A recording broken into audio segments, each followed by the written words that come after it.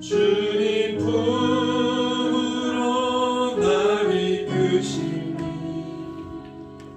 내 기쁨 한량없네. 내 모든 것 대신 예수 순결하신 주 사랑 주님 품으로 날 이끄시니 내 기쁨 한량없네. 오직 주만 사랑합니다. 오직 주만 경배합니다. 결코 돌아서지 않으리. 나의 생명 주 예수 내 모든 것 되신 예수 순결하신 주 사랑 주님 품으로 날 이끄시니 내 기쁨 한량없네. 오직 주만 사랑합니다. 오직 주만 경배합니다. 결코 돌아서지 않으리. 나의 생명 주 예수 오직 주만 사랑합니다. 오직 주만 경배합니다. 결코 돌아서지 않으리. 나의 생명 주 예수 내 모든 것 대신 예수 순결하신 주 사랑 주님 품으로 날 이끄시니 내 기쁨 한량없네. 내 모든 것 되신 예수 순결하신 주 사랑 주님 품으로 날 이끄시니 내 기쁨 한량없네. 오직 주만 사랑합니다. 오직 주만 경배합니다. 결코 돌아서지 않으리. 나의 생명 주 예수 오직 주만 사랑합니다. 오직 주만 경배합니다. 결코 돌아서지 않으리. 나의 생명 오직 주만 목소리 높여 오직 주만 사랑합니다. 오직 주만 경배합니다. 결코 돌아서지 않으리. 나의 생명 주 예수 오직 주만 사랑합니다. 오직 주만 경배합니다. 결코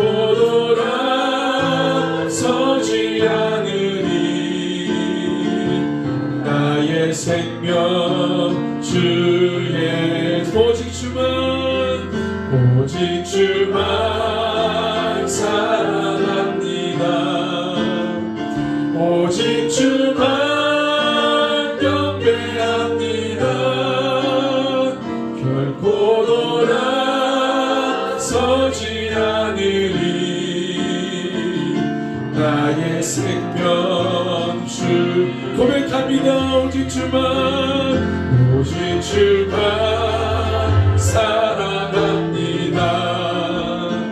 오직 주만 경배합니다. 결코 돌아서지 않으리. 우리 주를 바라봅시다. 주께 고백합니다. 오직 주만 사랑합니다. 오직 주만 경배합니다. 결코 돌아서지 않으리.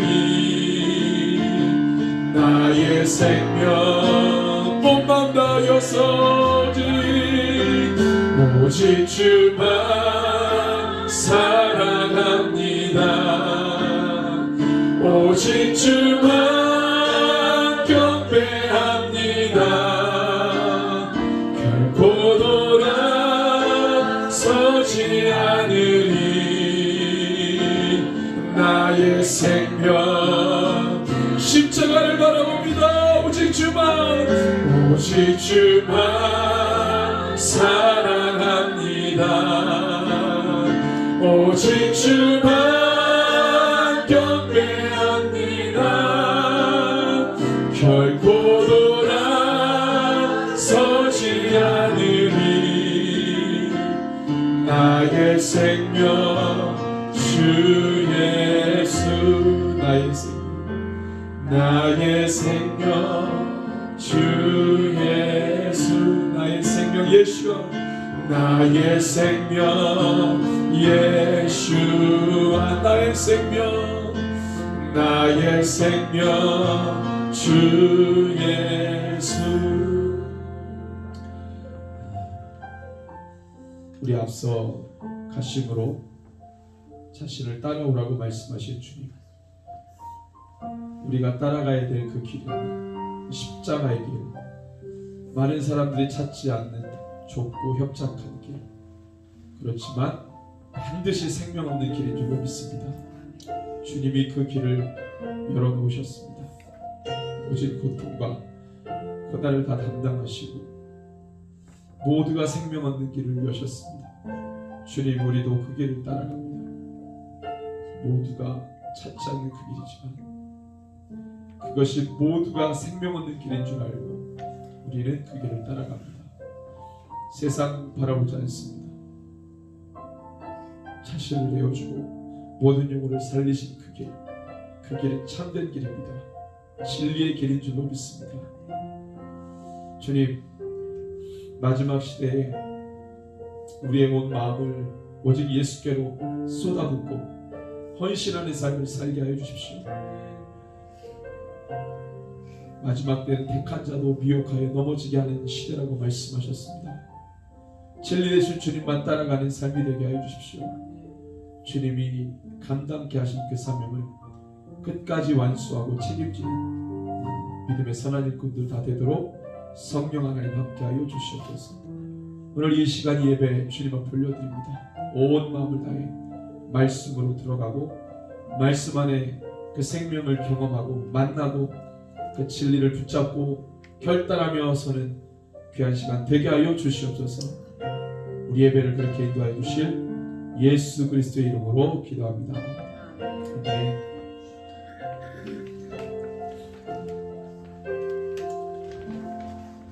할렐루야. 이 생명 되신 주님을 찬양합니다.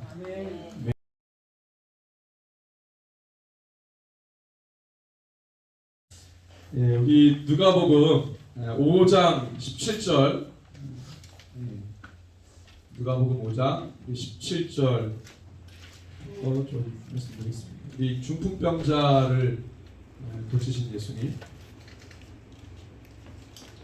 1년에 예수님의 그 사역들을 이렇게 보게 되면 우리가 예수님의 사역을 다 알지만 좀 집중해서 보는 이유는 예수님이 하시는 사역 속에 그분의 정신과 또 그 하나님의 뜻, 결국 주님의 이 구원 프로젝트라고 말하는 이 엄청난 주님의 계획을 우리가 이제 알 수 있는 거죠.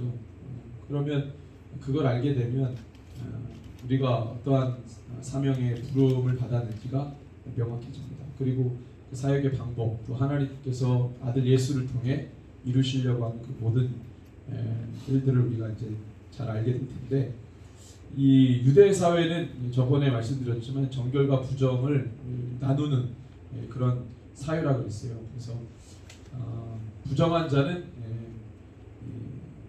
끊임없는 정죄가 가운데 살아가야 되는 매우 영적으로 육적으로 어려운 삶을 살아가야 되는 거죠.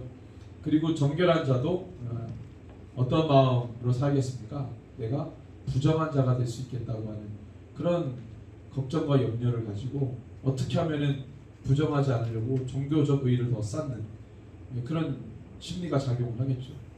그래서 어느 누구도 자유롭지 못한 삶을 살아가는 게 유대 사회였습니다. 그러니까 정결한 자도 부정한 자도 자유롭지 못한 거예요. 그렇지만 이제 그것을 예수님이 깨뜨리셨죠. 그래서 나병 환자를 치유하시는 사건이나 아니면 중풍병자를 고치신 사건이나 그 외에 기타 부정한 상태에 놓여 있는 자들을 고치시고, 또는 유대 사회가 가지고 있었던 여러 가지 불편한 진실들, 그 다음에 그들이 종교적 사회니까 이 제사를 모든 삶이 제사하고 다 연결되어 있는데 그게 선하지 않았던 이유는 불편한 진실들이 그 제사를 드리는 과정 속에 다 요소 요소에 들어가 있었기 때문에 결국에 그것을 깨끗이 하지 않으면 그 제사도 깨끗할 수가 없는 거죠. 그런 부분들을 예수님이 다 드러내시길 원하셨죠. 오늘 여기 5장 17절에서 26절 우리 같이 한번 볼 텐데, 예수님이 이 중풍병자를 고치시면서 우리에게 무엇을 말씀하시는지 좀 면밀히 보기를 원합니다. 먼저 5장 17절에서 26절 한번 읽겠습니다. 시작. 하루는 가르치실 때 갈릴리의 각 마을과 유대와 예루살렘에서 온 바리새인과 율법 교사들이 앉았는데 병을 고치는 주의 능력이 예수 앞에 있더라. 한 중풍병자를 사람들이 침상에 메고 와서 예수 앞에 들여놓고자 했으나 무리 때문에 메고 들어갈 길을 얻지 못한지라. 지붕에 올라가 기원을 벗기고 병자를 침상째 무리 가운데로 예수 앞에 달아내리니 예수께서 그들의 믿음을 보시고 이르시되 이 사람아 내 죄사함을 받았느니라 하시니 서기관과 바리새인들이 생각하이르되 이 신성 모독하는 자가 누구냐? 오직 하나님이 외에 누가 능히 죄를 사하겠느냐? 예수께서 그 생각을 아시고 대답하여 이르시되 너희 마음에 무슨 생각을 하느냐? 내 죄사함을 받았느니라는 말과 일어나 걸어가라는 말이 어느 것이 쉽겠느냐? 그러나 인자가 땅에서 죄를 사하는 권세가 있는 줄을 너희로 알게 하리라 하시고 중풍병자에게 말씀하시되 내가 너에게 이르노니 일어나 내 침상을 가지고 집으로 가라 하시매 그 사람이 그들 앞에서 곧 일어나 그 누웠던 것을 가지고 하나님께 영광을 돌리며 자기 집으로 돌아가니 모든 사람이 놀라 하나님께 영광을 돌리며 심히 두려워하여 이르되 오늘 우리가 놀라운 일을 보았다 하니라. 아멘. 저희가 잘 아는 내용이죠. 중풍병자를 고쳤다. 와, 예수님이 기적을 행했다. 대단한 능력이다. 뭐 이렇게 우리가 쉽게 보고 갈 수 있지만 이 중풍병자를 고치신 이 내용 안에는요, 아까 제가 앞서 말씀드린 유대 사회가 바꿔야 될 여러 가지 불편한 진실들이 다 담겨 있어요. 이 한 사건 안에. 그러니까 부정한 상황 가운데 놓여 있는 인생을 고치시는데 이 치료와 기적에 방점이 있지 않아요. 결국에 예수님이 그 유대 사회의 어떤 것을 변화시키길 원하셨는가? 그리고 유대 사회, 유대인들은 뭘 버려야 되는가? 그래야 진정한 메시아가 보일 텐데 그걸 버리지 않으면 진정한 메시아를 볼 수가 없는 거죠. 그래서 그것을 우리가 함께 좀 보려고 합니다. 자, 이 말씀에 보면은요, 일단은 많은 사람들이 예수님께로 이제 오길 원했죠. 오려고 했던 이유는 자기의 문제를 해결을 받기 위해서 온 거죠. 우리가 다 문제가 있잖아요. 문제를 해결하기 위해서 여러 가지 수단과 방법이 있는데 이들은 예수님께로 가면 그 문제를 해결할 수 있겠다고 생각했어요. 특별히 병든 자들, 이제 병 들었다는 것은 부정하다 이런 인식이 많이 팽배해 있었고 심지어는 왜 부정하냐? 너가 죄를 지었기 때문에 부정하다. 죄를 지어서 육적인 부정함이 생겼다. 질병이 왔다. 그러니까 죄와 이 질병이 연결돼 있어요. 너가 왜 이런 질병을 걸렸어? 죄를 지었어. 너가 죄를 짓든지 가문이 죄를 짓든지 부모가 죄를 짓든지 하여튼 그 죄의 결과로 너가 이렇게 된 거야. 그래서 너는 부정해. 이렇게 이제 연결이 되는 거죠. 그럼 이게 두 가지 중에 하나는 해소가 되면 두 가지 다 없어지는 거예요. 먼저 병에서 노인받으려면 뭐가 먼저 해결돼야 됩니까? 죄 문제 해결돼야 돼요. 죄가 해결되면 병도 고침받는다. 근데 죄는 해결됐다. 그럼 반드시 따라오는 현상이 뭐가 되겠어요? 병이 나아야 돼요. 이게 딱 연결돼 있어요. 특별히 중한 병일수록 중한 죄를 졌다고 생각하고 그 중한 죄를 용서받았다는 것은 그 중한 병에서 반드시 도움을 받아야 돼요. 고쳐져야 돼요. 근데 이 두 가지가 하나는 내적인 문제고 하나는 외적인 현상으로 나와야 되는데 내적인 죄를 죄를 쌓였다 용서받았다는 것은 겉으로 드러나는 증상이 없잖아요. 그게 병이 고쳐진다고 하는 보이는 현상으로 나와야 그게 죄가 사해졌다는 게 확증이 되는 거예요. 그러니까 이거를 할 수 있는 사람이 없어요. 예수님 당시 때 나병 환자 하나님의 저주를 받아 너가 죄를 지어서 병이 걸렸다. 어떻게 나을 수 있어요? 그 나병 환자에서 어떻게 나아야 됩니까? 죄가 용서받아야 되잖아요. 그 죄를 누가 용서합니까? 죄 누가 용서해요? 하나님. 이 병에서 노인받으려면 누가 죄를 사해줘야 돼요? 하나님. 어떻게 하면 하나님이 죄 용서하시겠어요? 어떻게 하면 죄를 용서합니까? 네? 회개를 막 합니다. 지야! 하면서 근데 응답이 없어. 저를 용서하지 아니하시나이까? 바울은 육체의 가시가 있는데 이걸 없애달라고 비기기도 했는데 내 은혜가 내게 족하도다. 달고 살아야 된다. 이렇게 되는 거죠. 그런데 이게 보이지 않는 거예요. 죄의 용서하고 용서하지 않고는 하나님의 주권에 있는 거죠. 하나님이 결정하시는 거예요. 근데 이게 경험하기가 어려운 일이에요. 내 죄가 용서가 된다. 잘 한번 생각해 보세요. 백성들이 제사를 드리잖아요. 그죠? 5대 제사를 드리죠. 예수님 당시 때도 제사 드리는데 내가 죄를 사했다는 것을 뭘로 경험합니까? 제물을 들고 왔어요. 내 제사가 드려져요. 제사장이 내 제물을 들여다가 번제단에서 제사를 하나님이 죄를 용서했다고 하는 퍼포먼스를 보여줘요. 그걸 보면서 내 죄가 씻겨졌다라고 믿는 거죠. 그냥 그 제사가 드려지면 내 죄가 씻겨졌다고 믿는 거죠. 무슨 현상이 있습니까? 느낌이 왔어. 내 죄가 용서받는 느낌이 왔어. 아닙니다. 그죠? 그냥 그 제사가 드려지는 과정 속에서 제사장이 내가 가지고 온 제물을 다루고 그 번제 방법대로 제사가 드려지면 그냥 내 죄가 사하졌구나 이 되는 거죠. 그러니까 뭔가 딱 드러나는 게 없어요. 근데 이 병든 자들은요 반드시 병에서 노임 받아야 되는 현상이 나와야 돼요. 누가 이걸 해줍니까? 아무도 해줄 일이 없어요. 그런 일이 별로 없어요. 경험한 일들이 없어요. 그냥 달고 사는 거예요. 나는 부정한 자니까 제사를 드릴 수 있어요, 없어요? 제사도 못 드려요. 그러니까 이들은 제사도 부정한 채로 제사도 못 드리고 누가 와서 내 죄를 사해줘야 되는데 그런 느낌도 없고 경험도 없고. 누구를 기다려야 됩니까? 누구를 기다려야 돼요? 메시아가 와가지고 이 고통을 끝내야 돼요. 메시아. 그러니까 이게 지금 답답한 현실이죠. 2000년 전에 우리가 유대사회에 살았다 그러면 만약에 내가 그런 질병에 걸렸다, 어떻게 합니까 이거를? 해결할 방법이 없어요. 얼마나 답답하고 괴롭겠어요 인생 자체. 근데 소문에 예수님이 누구들을 고쳤대, 뭐가 치유가 됐대, 귀신이 떠나갔대, 막 어디 회당에서 막 그런 일이 일어났대, 소문이 막 돌죠. 그러면 이 사람들은 어떻게 하겠어요? 누구에게로 가겠어요? 내 조상도 내 부모도 한 번도 경험하지 못한 일을 우리 동네에서 어떤 예수가 그걸 했다는 거예요. 그러면 누구에게로 가겠어요? 예수님에게로 갑니다. 예수님.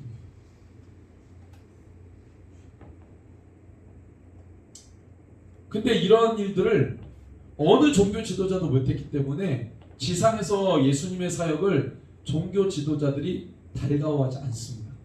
왜? 자기네들이 못하니까. 그래서 예수님을 왜 잡아 죽이려고 합니까? 사람들의 마음이 누구에게로 갈까봐. 존경을 받는 자들, 한 몸을 자기가 존경을 백성들이 다 받아야 되는데 이게 자꾸 움직이잖아요. 다른 데로. 싫어하는 거지. 경계하는 거죠.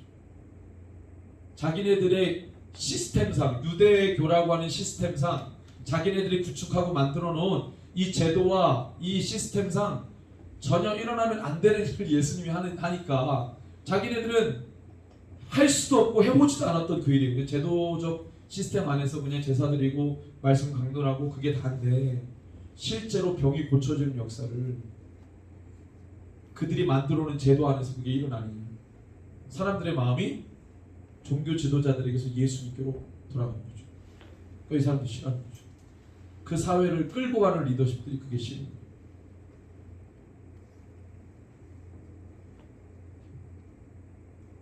그런데 이제 많은 사람들이 예수님께로 오는데 마가복음 2장 이 사건을 같이 기록했던 마가복음 2장에 보면은요.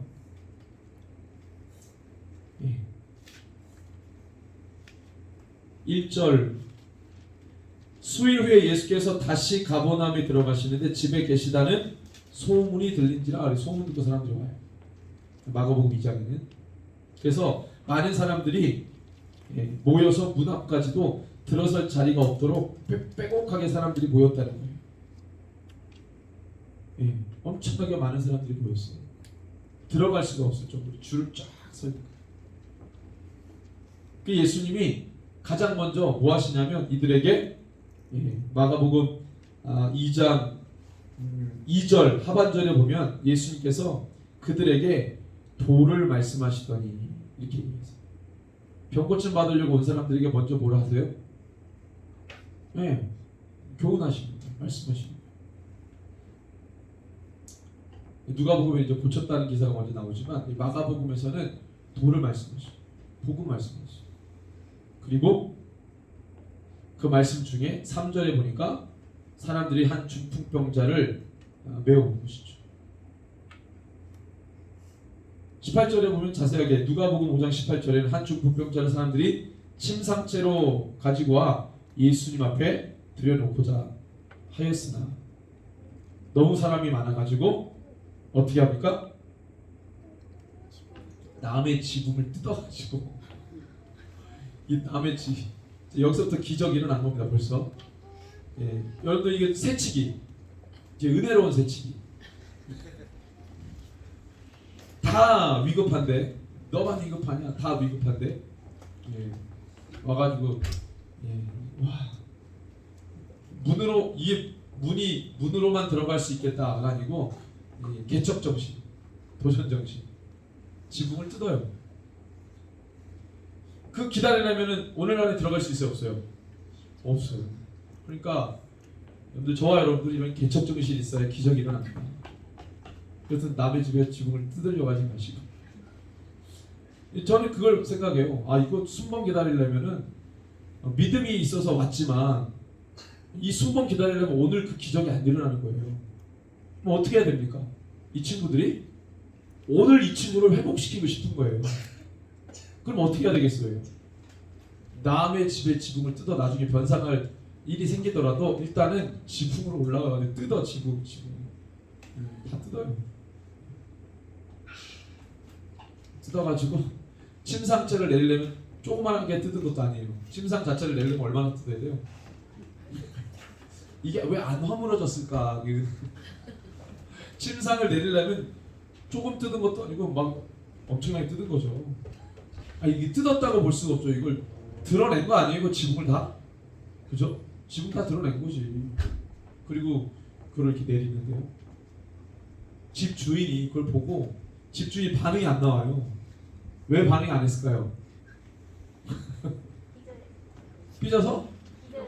어떻게? 기절했어. 기절했어. 저거 뭐야? 그래서 예수님 한 분 모셨더니 예수님만 오신 게 아니라 그 제자들 맨날 남자 12명 다 데리고 다니죠 예수님이. 그런데 그들만 뭐 해도 감당이 안 되는데 온 동네에 막 사람들이 다 와가지고 그것도 막 몰래 접하는데 지붕을 뜯어서 막 와. 이 주인이 진짜 기절했다더라. 할렐루야. 기절한 거죠. 그리고 어떻게 해요? 지붕을 뜯으면서 주님은 생각하셨을 거예요. 쟤네들 미쳤나? 왜 남의 지붕을 뜯나가 아니고 그들의 믿음을 보신 거예요. 저는 지붕을 뜯으면서 이미 기적이 일어난 거예요. 왜냐하면 중풍병자는 믿음이 없어요. 주님이 누구의 믿음을 보십니까? 친구들의 믿음 때문에 이 사람이 고침받는 거예요. 왜냐하면 중풍병자는 눈만 왔다 갔다 하고 움직일 수 없는 사람입니다. 그러니까 침상째로 이 친구들이 데리고 온 거죠. 여러분들 공동체가 살아있으면 한 사람을 살립니다. 그 공동체의 믿음 때문에.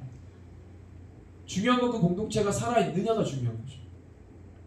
그게 믿음의 공동체, 생명의 공동체, 주님을 향한 뜨거운 진리와 믿음 가운데 서려고 하는 공동체이냐 아니냐, 이게 중요한 거예요. 이게 역사를 만들고 기적을 만드는 거죠. 그래서 예수님께서 20절에 보니까 5장 20절 나오죠. 그들의 믿음을 보시고 말씀하십니다. 내 침상을 가지고 가라가 아니고 처음에 무슨 말씀을 하세요?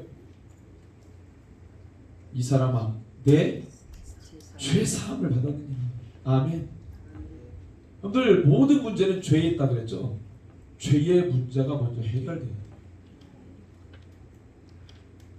그래서 현상의 문제를 예수님 먼저 선포하잖아요.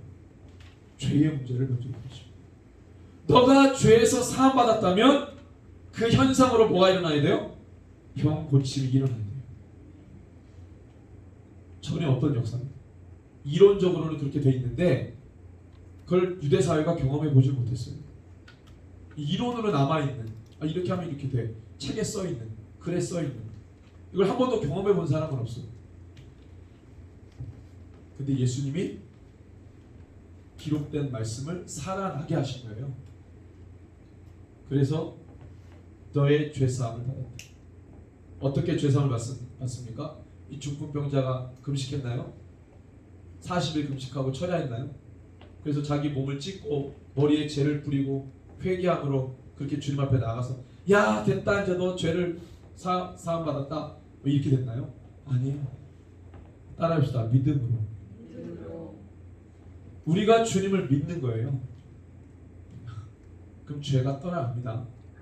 그러니까 믿음이라는 것이 너무 상투적이고 일반적인 것 같아서 여러분들이 별로 안 중요하게 생각하겠지만 주님과 우리와의 관계를 가장 결정적으로 말해주는 정의가 바로 믿음입니다. 믿음. 그래서 당신이 믿음이 있느냐 없느냐 이걸 자꾸 묻는 거예요. 다시 말하면 너가 예수를 만났냐 만나지 않았느냐를 묻는 거예요. 그분은 하나님이십니다. 죄와 사망 문세를 깨뜨리신 분이에요. 온 천지 만물의 주인 되세요. 그분을 우리가 믿으면 죄가 떠나가는 거예요.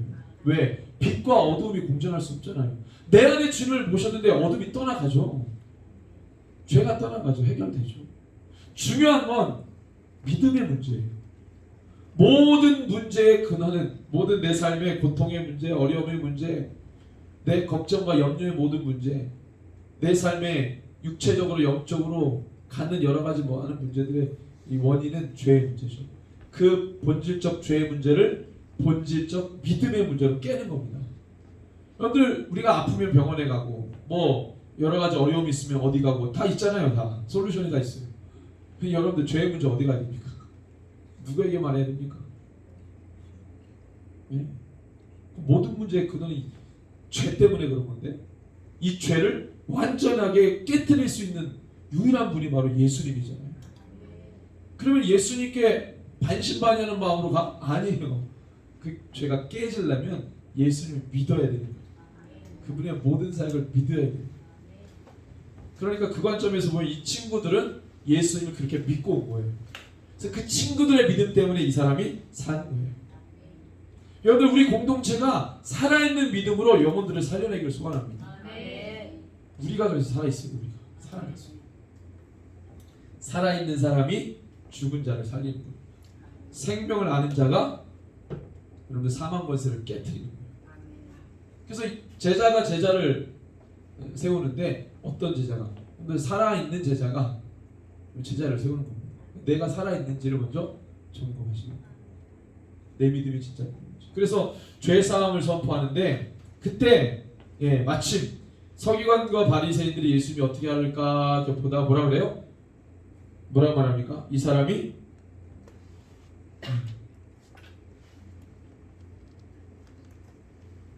네 21절 같이 한번 읽어볼까요? 시작. 서기관과 바리새인들이 생각하여 이르되 이 사람은 거룩한 자가 아니냐 오직 하나님의 누가 믿음을 사느니라. 네. 자, 이론입니다. 이론. 이론에 머물러 있는 사람. 이론에 머물러 있는 사람. 이론은 되게 잘 알아요. 근데 실제 경험이 없어. 그래서 여러분들 서로 사랑할 때 가장 조심해야 될 유형. 사랑을 글로 배운 사람. 그렇죠? 연애를 글로 배운 사람. 연애를 다 안 해보셨군요. 모든 걸 다 글로 배워. 그게 끝이야. 이론만 알아. 자기 경험을 못 해봤어. 이 사람들 예수님이 뭔가를 하면 이론은 빠삭해. 그래서 예수님을 이론으로 올감해가지고 뭐 하여튼 예수님을 하여튼 비난받게 하려고 하는 거예요. 근데 그렇게 도전해왔지만 예수님을 자기네들이 원하는 대로 다 그렇게 못했죠. 오히려 자기네들이 다 깨졌죠. 왜? 이론도 제대로 몰랐기 때문에. 그러니까 예수님이 부활론장 할 때는 뭐라 그래요? 너희가 하나님의 말씀도 능력도 알지 못하는구나. 그렇게 얘기했어. 뭐 이런 굉장히 박사고 성경 박사고 구약 모든 거 잘 아는 또 모세오경 다 외우니까 박사라고 생각하고 전문가라고 생각했는데 그래서 자기네들 이론은 빠삭하다고 생각했는데 그렇지 않죠. 서기관과 바리새인들이 생각합니다. 신성 모독하는 자가 누구냐? 오직 하나님의 능히 죄를 사하겠느냐. 틀린 말 아니죠. 죄는 누구만 사합니까? 하나님. 근데 예수님이 누군지를 몰랐어. 예수님 누굽니까? 하나님의 아들, 하나님이시죠. 그분에게 죄를 사할 능력이 있어요, 없어요? 있죠. 맞는 말을 했는데 그 말을 예수님이 했다는 걸 몰라요. 그 말을 하나님의 아들이신 분이 했다는 걸 몰라요. 왜? 예수님 누군지를 모르니까. 그러니까 예수님은 자기네들의 기득권을 깨는 존재로 생각하니까. 죽여 없애야 되는 존재로 생각하니까. 받아들일 수 없죠. 세례 요한도 약간 의문을 가졌어요. 저기 6개월 형이잖아요. 예수님보다 6개월 먼저 태어났잖아요. 친인척이고. 처음에 세례 받을 때는 와 나보다 능력이 많은 분, 이분은 성령 세례를 줄 분, 내가 감당하지 못할 분, 보라 세상 죄를 짊어지고 가는 어린 양이로다. 그렇게 얘기했잖아요. 영적으로 쫙 열려가지고. 근데 나중에 옥에 갇힐 때 세례 요한의 제자들을 예수님께 보내잖아요. 우리가 기다려야 되는 메시아가 당신이 맞는지 제자들에게 물어보라고 해요. 그래서 세례 요한의 제자들을 보내죠. 그 세례 요한의 제자들이 예수님께 묻잖아요. 당신이 우리가 기다리는 그 메시아가 맞습니까? 근데 예수님이 뭐라고 해요? 그 세례 요한의 제자들에게 가서 세례 요한에게 말해라. 지금 어떤 일들이 벌어지고 있는지. 그걸 얘기하면 세례 요한은 알 것이다. 그게 무슨 말이에요? 예수님이 하고 있는 걸 보면 그가 누구인지를 알아야 되는 거예요. 이따 세례 요한의 제자들만 앉아 계시나? 반응이 없어. 이 세례 요한의 제자들만 계십니다. 예수의 제자인데. 예수님의 사역을 보면 그분이 누구라는 걸 인정해야 된다는 거예요. 메시아. 그러니까 그렇게 얘기하죠. 세례 요한 정도면 지금 예수님이 하는 일을 얘기하잖아? 그럼 세례 요한 정도면 알아들을 거야. 가서 얘기해. 세례 요한은 이제 SNF파 공동체라 그래가지고 쿰난 공동체, 경건하게 하나님 말씀 필사하고 묵상하고 기도하고 노동하는 광야에서 하는 일이 그거예요. 그러니까 하나님의 비밀을 막 열어주죠. 그 쿰난 공동체 한 사람 한 사람에게. 그 중에 일원이 세례 요한이었잖아요. 그러니까 그 정도 알면 말씀을 그냥 뭐 필사하고 묵상하고 외우고 기도하는 이런 영적인 사람들은 다 대본 알죠. 알아차리는 거죠. 그럼 누구도 알아야 돼요. 바리새인들도 알아야 되겠죠. 말씀을 아는 사두개인들도 알아야 되겠죠. 걔네들 제사장 그룹 더 대단한 사람이고 더 중요한 사람인데 유대 사회를. 근데 왜 예수님 하는 일을 뻔히 보면서도 세례 요한이 인정하는 것처럼 인정을 못해요? 말씀을 아는데 세례 요한은 그 기득권층에 있는 사람이 아니잖아요. 이 사람들은 기득권을 유지하려고 하는 사람이에요. 오히려 말씀을 알지만 그 말씀을 도구로 삼는 사람, 자기들의 기득권을 유지하기 위해 도구로 삼는 사람. 같은 말씀을 알지만 이 쿰난 공동체의 일원인 세례 요한은 정말 그 말씀을 사모하는 사람이죠. 그렇죠? 예수님이 누구라는 걸 알아야 되는데 거부하고 무정하고 받아들이지 않으려고 하니까 예수님이 죄 사함을 선포해도요, 그분이 하나님의 아들이라는 걸 모르니까 인정하지 않죠. 그래서 신성모독했다고 얘기해요. 오직 하나님 외에 누가 능히 죄를 사하겠느냐? 맞습니다. 하나님 외에는 능히 죄를 사할 존재가 없어요. 맞는 말입니다. 근데 그 말을 예수님이 했다고요. 예수님은 가능하십니다. 그가 그 말씀을 하실 수 있고 죄를 사하실 수 있고 죄를 사하시기 위해 이 땅에 사람의 몸을 입고 친히 제물이 되시고 제단에 올려져서 십자가에서 죽으셨죠. 말만 하시는 분이 아니라 그걸 위해 이 땅에 오셔서 그렇게 살다가 가신 분이에요. 죄 사함을 위해서. 그게 바로 예수님이십니다. 그래서 22절에 보니까 누가복음 5장 22절에 보니까 뭐라고 합니까? 예수께서 우리 22절 같이 읽습니다. 시작. 예수께서 그 생각을 하시고 대답하여 이르시되 너희 마음에 무슨 생각을 하느냐? 예수님이 생각만 딱 주의 신상보다 이렇게 했는데 예수님이 그 생각을 들었어. 예수님 우리 생각을 들으시는 분입니다. 무섭죠? 내 생각을 알아. 근데 우리도 서로 이렇게 관계를 깊이 하다 보면은 눈빛만 봐도 알지 않나요? 오늘 뭔 말을 해도 이렇게 반응을 아니라 그러시고 뭐 청개구리처럼 반응 없으시고 아니라 그러고 뭐 세례요한의 제자들만 있고 난리입니다. 난리.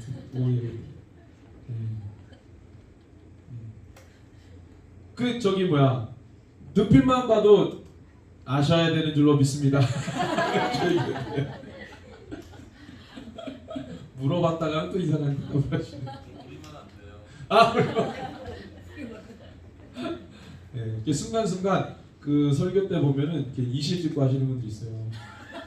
네, 툭툭 하고 영이 반응하는 거죠. 우리는 이제 주님을 사랑하다 보니까 이심전심이라고 다 알아요. 근데 주님은 눈치로 하는 게 아니고 진짜 들었어요. 우리 주님은 들으시는 분이에요. 눈치로 하는 게 아니에요. 눈치 보니까 저거 나 욕하는 것 같아. 나 욕했지 이게 아니고요. 진짜 저들의 생각을 들으시는 분이에요. 그 생각을 아시고 너희 마음에 무슨 생각을 하느냐? 합당치 않다. 그 다음에 예수님이 하시는 오묘한 얘기들이 이거 말이 재밌습니다. 예수님 뭐라고 말씀하십니까? 23절 읽습니다. 시작.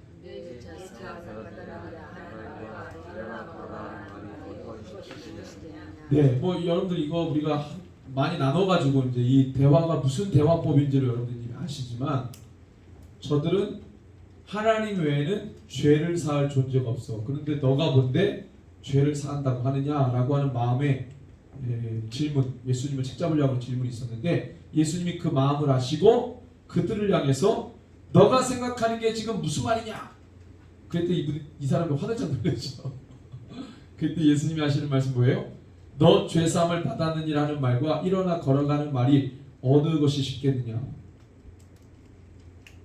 예수님이 질문하는 의도가 뭘까요?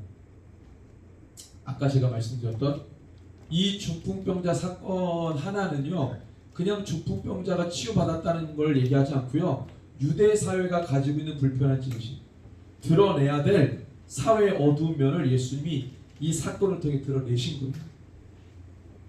이론만 빠삭한 종교 지도자, 아무런 능력 없고 자기네들의 기득권만을 유지하기 위해 사람들의 마음을 사로잡는, 사람들의 마음을 조종하는. 종교인들의 무서운 게 뭐예요? 사람들의 마음 가지고 장난치지 않아요. 그게 가능한 사람이 종교인들입니다. 그렇게 해서 사람들의 마음을 완전히 장악하고, 예수 믿고 너무 싫어하는 거죠. 왜? 어렸을 때부터 봤잖아요. 유대 사회가 가지고 있는 어두운 면을. 1년에 한 번씩 부모님하고 예루살렘 왔다 갔다 하면서 다 봤잖아. 어두운 면을 다 아시죠? 하나님이 안 되죠. 그들의 생각에 뭐가 있는 거예요? 아까 제가 말씀드렸던 중한 병에 걸린 사람은 하나님의 저주를 받아 이 사람은 나병에 걸렸고 중풍병에 걸렸다. 그럼 만약에 이 사람이 이 병에서 노임을 받으려면 뭐가 해결돼야 된다? 죄 문제가 해결된다. 이 죄는 하나님만이 해결할 수 있다. 내용을 보면 그래요. 그러니까 하나님이 해결해 주시지 않으면 이 사람은 죽을 때까지 나병으로 살아야 돼요. 중풍병으로 살아야 돼요. 고통받다가. 여러분들 권력자들, 종교 권력자들이 볼 때는요, 부정과 정교를 이 사람들이 나누죠. 그러면 부정한 자가 있어야 돼요, 없어야 돼요? 부정한 자가 있어야 이 권력이 유지됩니다. 아시죠? 부정한 자를 부정한 채로 남겨둬야 돼요. 그래야 사람 백성들이 보여줘. 봐, 내가 정결과 부정을 나눌 수 있는 법을 가지고 있는 사람이야. 자, 봐봐, 부정한 자들 많지? 니들도 이렇게 안 되기 위해서 나한테 잘해야 돼. 열심히. 부정한 자가 그 부정한 채로 있어야 이 사람의 종교 권력이 유지됩니다. 만약에 부정한 사람들이 집단으로 막 고침을 받았어. 그 얘기는 뭐예요? 하나님이 내가 허락 안 했는데 하나님이 이 사람 낫게 했다, 병에 낫다는 것은 이 사람들이 하나님 어떻게 했다는 거예요? 네? 죄 용서했다는 거잖아요. 그럼 내 권위가 올라가요, 내려가요? 네? 내려가죠. 그 결정을 누가 했어야 되는데? 내가 해야 되는데 왜 내가 모르는 사이에 하나님이 죄를 용서해가지고 병이 고쳐졌어? 와가지고 제사장한테 저 병 고침 받았습니다. 어제까지만 해도 냄새 풀풀 나고 막 이런 애인데 와가지고 병 고침 받았다. 그러면 뭐라고 선언해줘야 돼? 제사장이. 네, 합당한 제물. 이게 그렇게 되는 순간 이 사람은 더 이상 권위가 떨어져요. 왜? 자기가 이거 쥐고 흔들어야 되는데.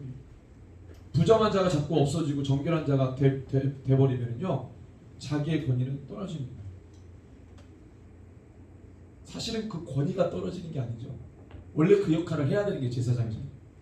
원래는 하면 할수록 그 권위가 원래 올라가는데 자기가 느끼기에는 내려간다고 생각합니다.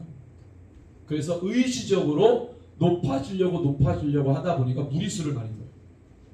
그래서 부정한 자는 그냥 부정한 채로 쓰는 거예요. 계속해서 그걸 깨시는 거죠. 예수. 자, 너 죄사함을 받았는지라는 말과 일어나 걸어가는 말 중에 어느 것이 쉽겠느냐? 제가 여쭤봅니다. 뭐가 쉽습니까? 네? 죄사함을 받으라는 말이 쉽죠. 왜? 두 가지를 놓고 보면은 일어나 네 침상을 가져가라! 그러면은 실제로 누웠던 사람 볼때 그래서 가지고 가야 되는 현상이 따라와야 돼요. 그래야 그 말에 권위가 있는 거지. 뒤에는 현상이 드러나야 돼, 반드시. 근데 종교 지도자들 가운데 한 번도 이런 걸 해본 사람이 없어. 왜? 했다가 현상 안 일어나면 자기 권위 떨어지고, 그러니까 맨날 죄 가지고 장난치는 거예요. 죄가 있다 없다. 이게 무서운 겁니다. 이게 무서운 거예요. 예수님 이런 걸 좀 깨고 싶어 해서. 여러분들 지금 한국교회, 한국교회, 특별히 한국교회 제도적으로 찌들은 이 제도권 교회, 제도권 이 신앙 속에서 찌들었던 이 폐해들, 이게 이제는 여러분들 해결이 돼야 될 때가 온 거예요. 이게 해결이 돼야 돼요. 예수님 막 깨버립니다. 2000년 전에도 그랬는데 지금 말도 다 있죠. 자, 근데 예수님은요, 24절 우리 같이 한번 읽겠습니다. 시작. 그러나 인자가 땅에서 죄를 사하는 권세가 있는 줄을 너희로 알게 하리라 하시고, 인자가 뭐 할 권리가 있다? 우리 주님은 하나님이십니다. 그리고 중풍병자에게 뭐라고 해요? 내가 너에게 이르노니 일어나. 우리 주님은 다 하실 수 있는 분입니다. 원래 뒷말을 안 해도 되는데 굳이 하셨어요. 왜? 누구 들으라고? 종교 지도자들 들으라고. 왜? 예수 하나님 아들이시니까 내 죄가 사해졌다라는 말 하면 이 사람은 당연히 침상을 가지고 나가야 되겠죠? 뒷말을 안 해도 되는 거예요. 사실은 예수님 편에서 볼 때. 근데 누구 들으라고?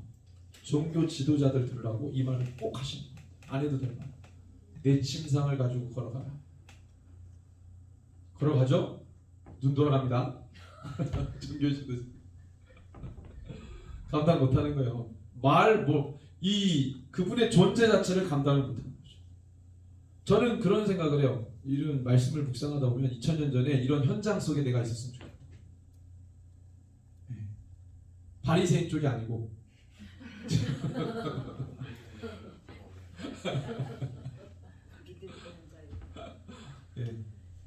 그 기다리다가 줄 서서 기다리다가 쟤네들 왜 남의 집을 뜯어 막 이러면서 불평불만 하다가 벌어지는 거 못 해주셔서 막 이런 사람들 난리 나잖아요. 정말 보고 싶다. 정말 예수님의 그 말 한마디가 실제적 권위로 작동되는 걸 보고 싶다. 지금 그거를 보기가 어려운 시대를 살아가는데 얼마나 그게 소망되는지 몰라요. 그래서 우리가 단기 선교를 왜 가야 됩니까? 여기선 안 되는 게 거기 가면 됩니다. 주여, 여기선 그렇게 안 돼요. 가면 눈빛만으로도 막 떠나가는 것 같아요. 감기도 안 나는데 거기 가면은 막 안진뱅이가 일어나. 교통 막 차 부딪히는 사람들이 이제 사모 같은 경우는 부딪혔는데 막 사람이 눈 돌아갔거든요. 근데 막 기도하니까 눈 다시 돌아와서 자기가 일어나서 이렇게. 아니 감기도 못 고치는데 신의 은사를 받은 적이 없고 전혀 은사 그거 아닌데 거기 가면은 은사자가 되는 거죠. 어디서 신의 은사를 받고 왔나요? 공항에서. 지금 공항문만 나서면 은사자가 되는 거예요.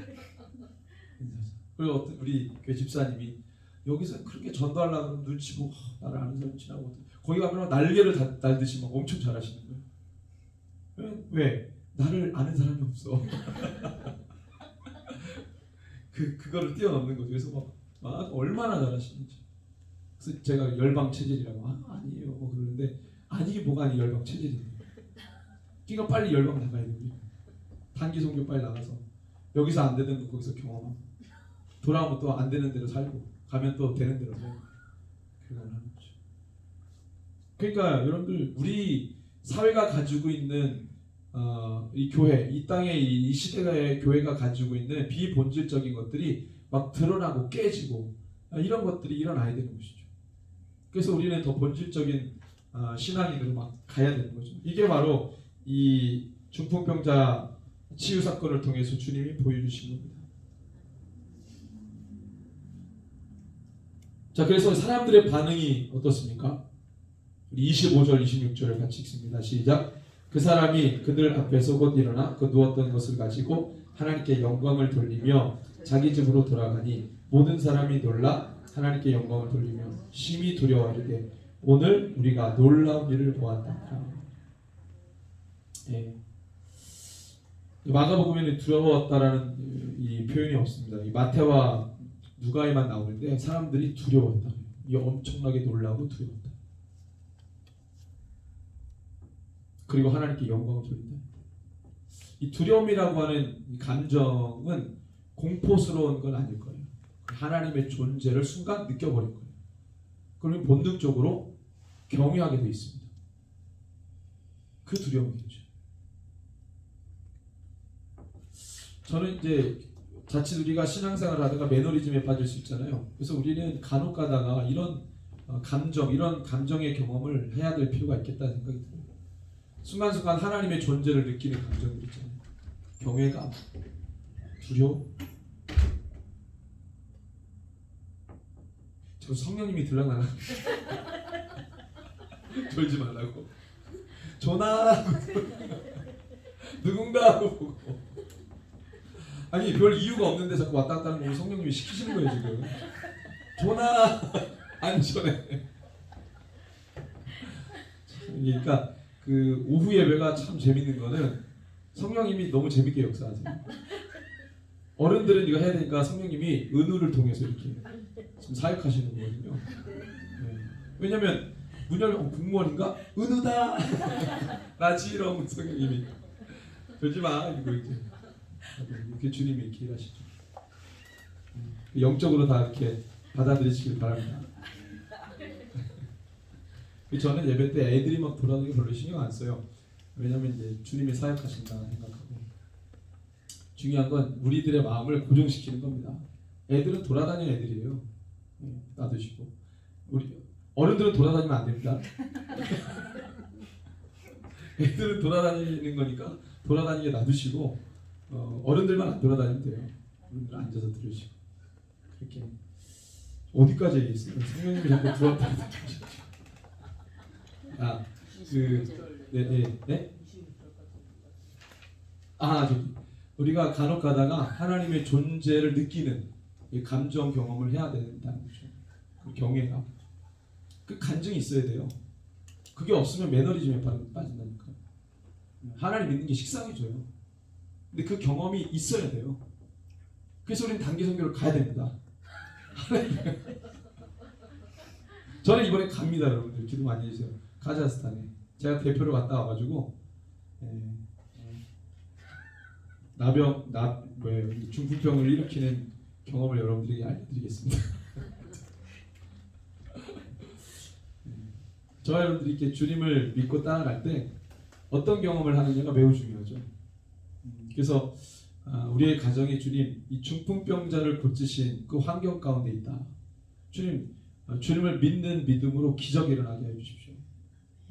정말 우리 공동체와 또 우리 직장, 또 사업장, 여러 삶의 현장이 이런 중풍병자가 고침받는 이런 기적의 사건들이 날마다 일어나는, 그래서 주님을 고백하는, 주님을 경험하는 그런 일들이 일어나기를 원합니다. 그냥 매너리즘에 빠져가지고 해야 되는 거니까 하고 이런 경험이 아니라 하나님의 존재를 느끼는 그런 경험들을 하게 되는 그런 우리의 삶의 현장이 되기를 소원해요.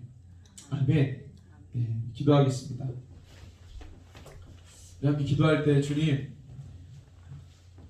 우리가 주님 보기를 원합니다. 우리의 삶의 모든 현장 속에서 일하시고 역사하시고 우리를 인도하시는 그 주님의 존재를 우리가 온몸으로 경험하기 바랍니다. 주님 말씀하시고 깨닫게 하여 주시고 더 주님께 가깝게 나아가는 우리 삶이 되게 해 달라고 우리 한번 말씀을 붙들고 우리 죄 이름 부르고 간구하겠습니다. 주여,